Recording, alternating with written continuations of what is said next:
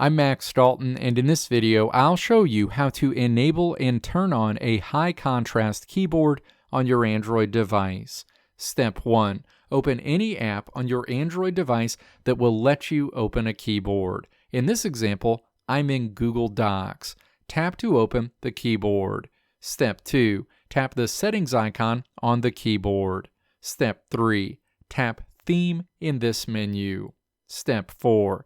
Navigate to the Colors section and then tap to select either the black or the gray option.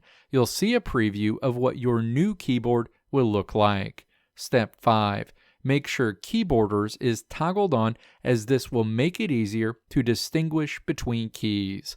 Tap Apply. You'll start using your new high contrast keyboard on your Android device immediately. Let me know if this video helped you out in the comments below. If you liked what you saw here, click the video links on the right side of the screen to check out another video.